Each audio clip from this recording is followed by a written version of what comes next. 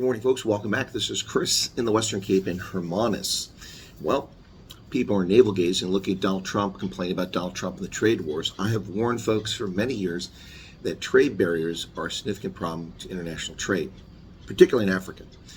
The hailing by African officials over their vaporware African Continental Free Trade Agreement, which doesn't mean jack squat, is now coming home to roost. Those chickens have come home to roost. Well, what am I talking about? Well, everybody in South Africa is upset about tariffs from the United States that Donald Trump has imposed, and understandably so. They ignore the barriers that the South African government puts up to other products coming into the country from other nations, especially African nations, and they've gotten away with it for years. If Malawi and South Africa do not reverse their decisions by Wednesday of next week, the government of Tanzania will impose a ban on the importation of all agricultural produce and agro-based products from those two countries. Transit of agricultural goods from Malawi and South Africa through Tanzanian territory, including through the port of Dar es Salaam, will be suspended until further notice, according to the Minister of Agriculture in Tanzania. Now, this trade row has erupted between Tanzania, Malawi, and South Africa following a ban imposed on the importation of various agricultural products that come from Tanzania, including flour, rice, ginger, and most recently maize to Malawi and bananas to South Africa.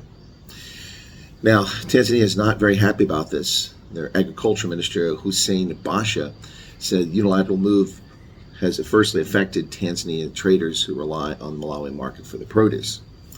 Well, this is the problem, folks. Big talk, little action.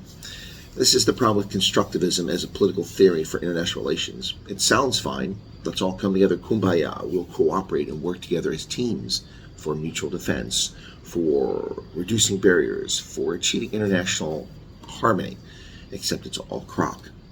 There's no forcing mechanism. When the African Continental Free Trade Agreement was put in place, I said the problem with this agreement is it has no force, no enforcement mechanism. You have no right of redress. The whole thing was signed a couple years ago and big fanfare. Ooh, look, Africa now integrating. It's a crock of manure. South Africa imposes genuine and artificial barriers to prevent products from other countries from entering its marketplace. And South Africa's a sovereign state. If they choose to do that, that's their prerogative. But you see what happens when countries have had enough. Donald Trump. You impose actual barriers, actual tariffs, far in excess of what we charge you, which for most products from South Africa is nothing because of AGOA. If you put in impediments to products coming in to protect your local industries, to prevent our goods from coming in, well, that's not fair trade or free trade.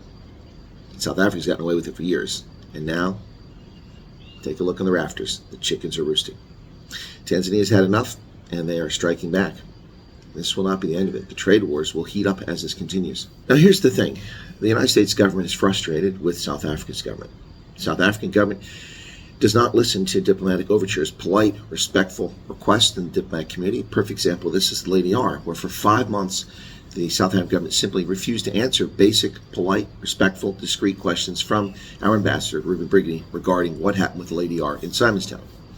Now, for a long time, people thought that was because ANC was simply arrogant and figured, well, this is our sovereignty, we'll do what we want. We don't have to listen to the Americans, we don't have to answer to the Americans, and that may very well be the case, but it seems increasingly as if the problem with South Africa's government isn't that they're arrogant, which they are, but more likely the problem is that they're simply incompetent, incapable, and lack the human capacity, human capital to interact with other actors on the world stage. We found out this week that South Africa has no trade representatives anywhere in the world. Turkey has trade representatives all over Africa, and its economy is flourishing. Its exports to Africa are growing exponentially. Congratulations to Turkey with a wise thought to the future. But South Africa has no trade representatives anywhere. How in the world can you promote your products when you have no one going around the world pushing them? Oh yeah, I know, John Steenhuisen's Defense Agriculture went to China, and now you're going to sell a couple narkies to the Chinese. Woo-hoo! That's not what I'm talking about. Not only does South Africa have no trade representatives, they clearly have no diplomats or no capability in the diplomatic arena, where they are intentionally antagonizing the United States in one of the most important relationships the government of South Africa has. Even if Pretoria doesn't recognize that, it is one of the most important relationships they have. And they're just rubbishing it through incompetence, sending people who intentionally hate Donald Trump to be exposed, to be sent home. Yeah, the South African government just does not get it. They do not get it. The reason I mention this is listen to the following comment from Tanzania's agriculture minister regarding the relationship trying to talk to South African authorities and Malawians. It's important to note that for the past 5 years, the government of Tanzania has made continuous efforts to secure market access for our bananas in South Africa, efforts which unfortunately have yet to yield results. This mirrors the long struggle we faced over the past decade in opening up the avocado market, which only saw progress when Tanzania began to impose reciprocal restrictions. There you go. The bottom line is the South African government is tone deaf or simply incapable. At this stage, I'm beginning to come to the conclusion they're simply incapable of governing South Africa, and this is the problem. So why do people elect this party to power? Why do people go along with this government of national unity? It doesn't know how to govern. It doesn't have human capacity. It doesn't have human capital. It has no idea what it's doing. Now, Tanzanian traders who have placed orders for apples, oranges, and other agricultural imports from South Africa have been advised to halt their transactions. Done and dusted, as these goods will not be permitted entry into Tanzanian market until South Africa opens its market to Tanzanian bananas. Well, there you go, a trade war.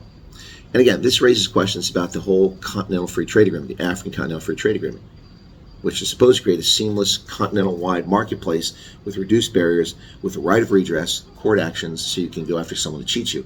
None of that exists. It's all vaporware. The African Union and most African states are just a bunch of talkaholics. Talkaholics. All they do is talk, they do nothing. And Africans suffer.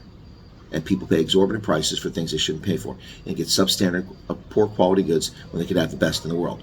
Why? Because African governments in the AU are talkaholics. What say you folks? Well, another trade war, and this one's not with Trump. South Africa, get your crap together, please, for the sake of 63 million South Africans. Cheers.